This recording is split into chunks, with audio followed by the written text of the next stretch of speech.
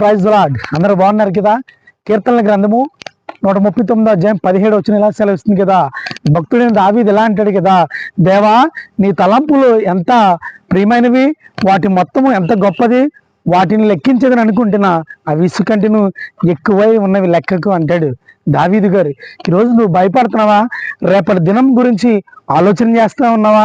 అయితే భయపడకు, దేవుడు నీ గురించే మాట్లాడుతున్నాడు. వాటిని లెక్కిస్తాం అనుకుంటే అవి ఇసుకంటిని లెక్కకు ఎక్కువై ఉన్నాయని దావీదు గారు అంత గొప్ప మాట మాట్లాడుతూ ఉన్నాడు కదా. మరి రేపటి గురించి చింత, రేపటి గురించిన భయం నీకెందుకు? నన్ను ఎవరో పట్టించుకోవట్లేదు, లేదా అందరూ నన్ను వాడికి వదిలేశారు అని బాధపడుతున్నావా? అయితే నీకు గుడ్ న్యూస్. యేసు ప్రభువు నీ మీద ఉన్న ప్రణాళిక చాలా గొప్పది.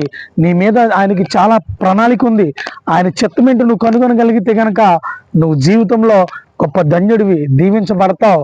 మరి వాక్యం వింటున్న నీవు ఈరోజు నిరాశ నిస్పృహలో ఉన్నావా? భయపడుతున్నావా? బాధపడుతున్నావా?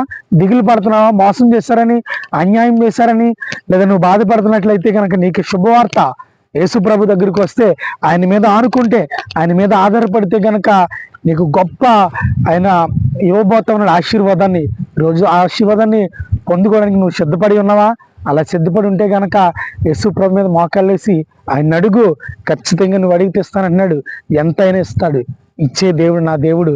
ఆయన ప్రణాళిక, ఆయన ఉద్దేశాలు నీ మీద ఉన్నాయి. ఆయన గొప్ప ఆశీర్వాదం నీ మీదకి రాబోతుంది. దేవుడి మాటలు దీవించి ఆశీర్వదించును గాక. ఆమేన్. May God bless you.